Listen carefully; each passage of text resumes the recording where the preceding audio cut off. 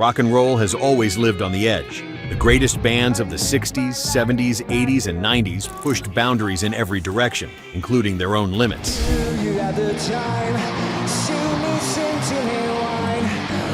But sometimes the party went too far. Here are 13 bands who showed up too wasted to perform. Number 13, Creed.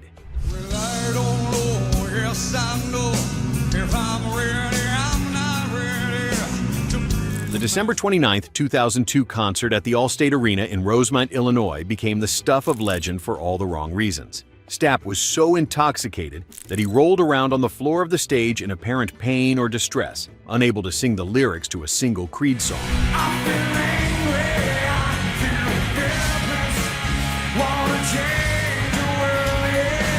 He left the stage for long stretches, leaving the band stranded. Stapp later admitted he was on prednisone combined with a considerable amount of whiskey.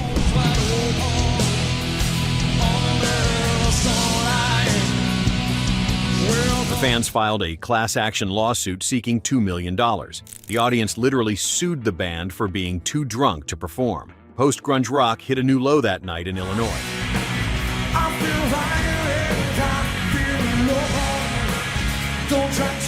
Number 12, Poison.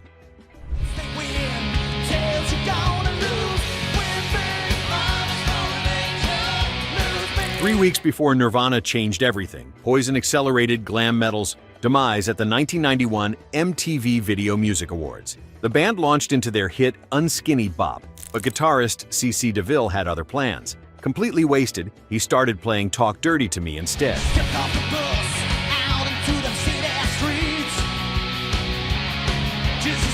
The result was a train wreck broadcast live to millions. DeVille crammed the song with sloppy, unnecessary fills while the rest of the band tried desperately to recover. By the time his guitar cable came loose, it felt like mercy.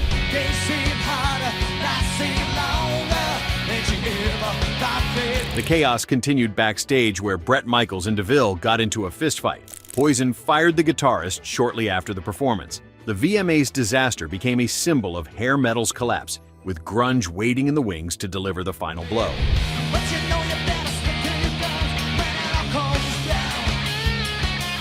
Number 11, Guns N' Roses.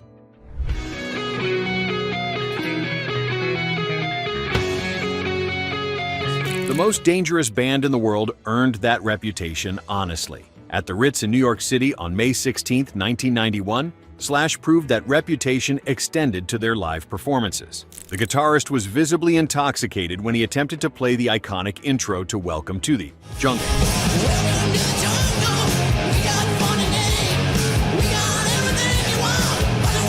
He fumbled through multiple song intros as the show threatened to derail completely. The show ground to a halt when Slash delivered a profanity-filled rant explaining his condition.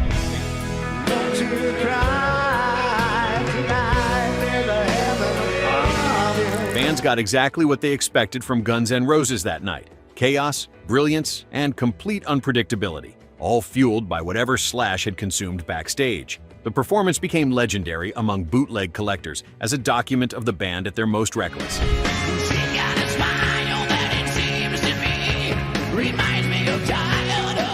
Number 10, Motley Crue.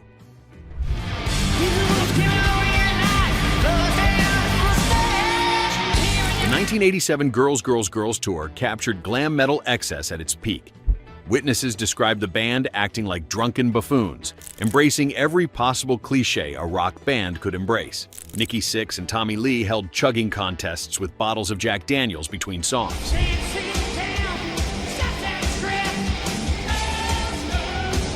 The bass player would headbang furiously, then sprint into the wings to vomit into a bucket proffered by his exhausted tech. Sixx would run back on stage laughing after purging backstage.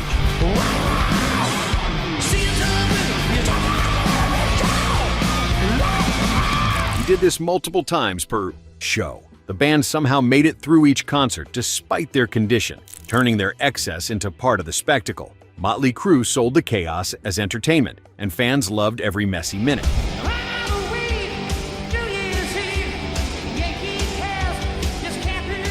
Number 9, The Doors. The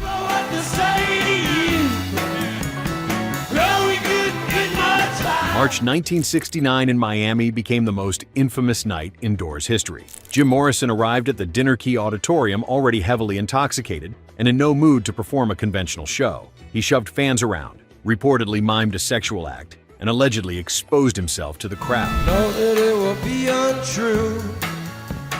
Know that I would be a liar. After more screaming about revolution and shoving, the concert ended abruptly when the promoter killed the amps and turned on the house lights. Local officials issued arrest warrants on multiple charges, including indecent exposure, public drunkenness, and lewd behavior. Come on, baby, light my fire. Come on, baby, light my fire. Morrison was convicted on 2 misdemeanor counts and sentenced to 6 months in jail. He died before serving the sentence and was posthumously pardoned on December 9, 2010. Know that it will be untrue. Know that I would be a lie. Number 8. Ozzy Osbourne.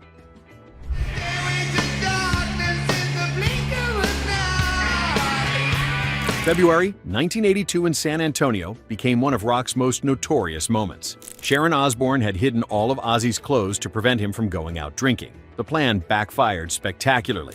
Ozzy put on Sharon's green evening dress, left anyway, got drunk, and urinated on the Alamo cenotaph.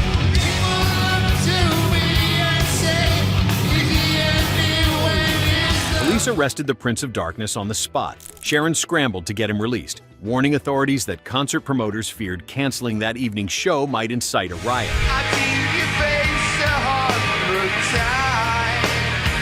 Ozzy was released in time for the show. The city of San Antonio banned him for a decade. The incident added another chapter to the Ozzy mythology, proving that the man who bit the head off a bat could find new ways to shock America.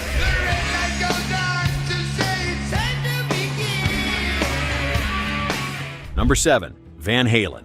The 1983 U.S. festival paid Van Halen $1.5 million to headline, a record-breaking sum for a single concert performance at the time. The band made Steve Wozniak wait. After putting off their set, Van Halen finally took the stage with David Lee Roth, already quite inebriated.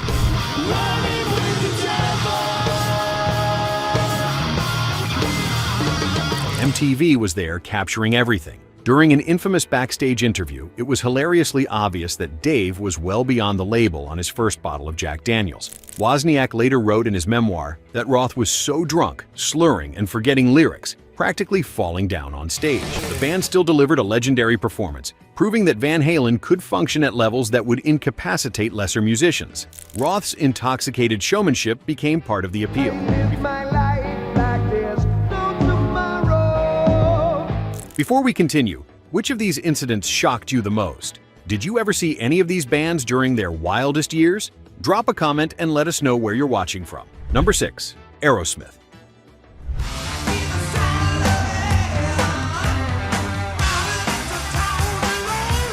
The Night in the Ruts tour captured Aerosmith at their lowest point. During a December 6, 1979 show at the Cumberland County Civic Center in Portland, Maine, Steven Tyler made it only 4 songs into the set before his intoxication became too much to hide.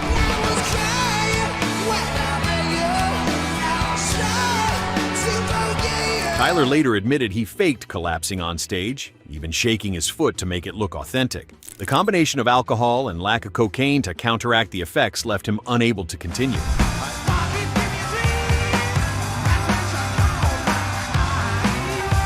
Tyler and guitarist Joe Perry earned the nickname Toxic Twins for their substance abuse during this era. Tyler later estimated spending nearly $20 million on drugs alone, a figure that shows just how deeply the chaos consumed them. 'Cause I'll be hurt tonight. Number 5. The Replacements.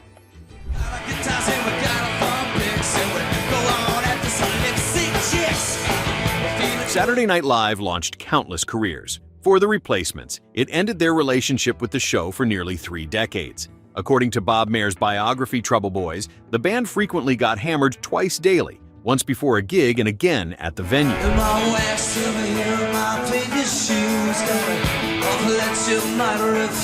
Their January 18, 1986 SNL performance showcased both their talent and their problems. Guitarist Bob Stinson was so drunk that he performed a somersault, tearing his pants and exposing his backside on live television. The band stumbled through their songs with visible intoxication affecting every note.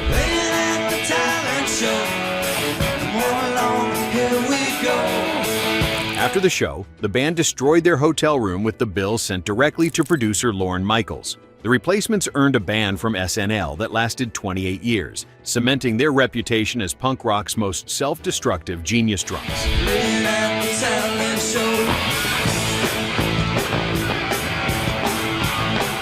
Before we get to the final entries, which band's substance abuse surprised you the most? Did any of these stories change how you see these artists? Let us know in the comments. Number 4. Nirvana.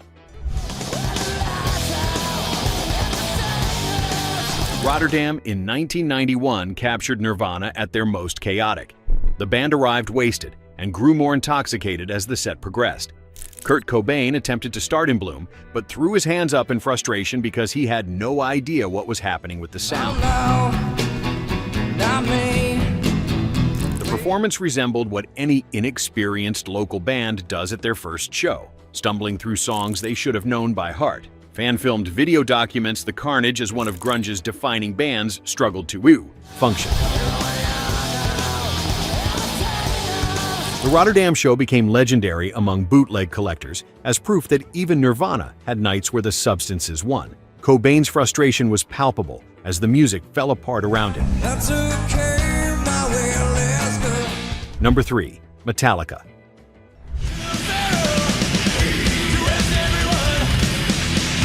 The nickname Alcoholica followed Metallica throughout the 1980s and 1990s. James Hetfield would notoriously throw cups of beer into the crowd while performing, visibly intoxicated, yet still delivering crushing thrash metal. On some nights, the chaos reached absurd levels.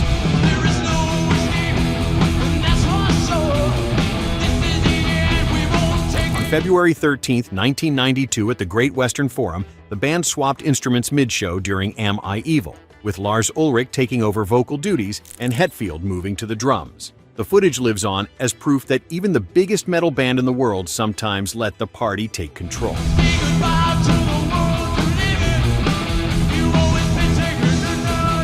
Metallica documented their drinking years honestly, never pretending they had been anything other than young men with too much access and too few limits. The band eventually got sober and continued their reign.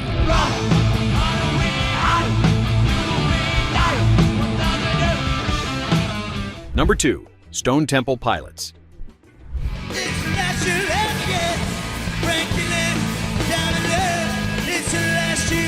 Multiple rehabilitation programs could not keep Scott Weiland clean. Stone Temple Pilots defined 90s alternative rock with hits like Interstate Love Song and Plush, but Weiland's struggles overshadowed everything. The band reunited in 2008 after a 5-year split, hitting the road in 2010 to support a comeback album.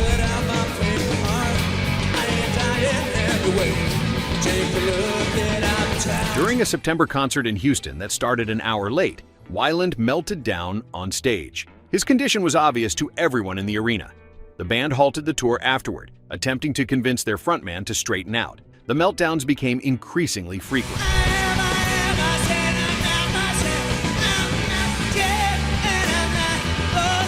Stone Temple Pilots finally fired Weiland in February 2013. He died in December 2015. The Houston show represented one of many nights when talent could not overcome addiction.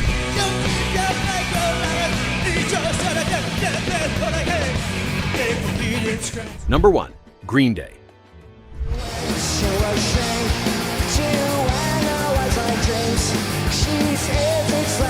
The 2012 iHeartRadio Music Festival was supposed to showcase Green Day's return to relevance. Instead, it showcased Billy Joe Armstrong at his breaking point. The band had their set time cut short to give Usher more stage time, and this did not sit well with Armstrong.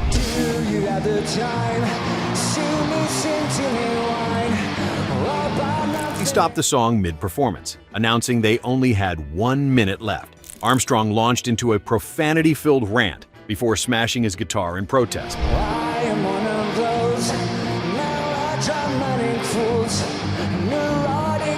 The meltdown was fueled by alcohol and frustration in equal measure. Armstrong entered rehab shortly after the incident and has spoken openly about turning his life around since then.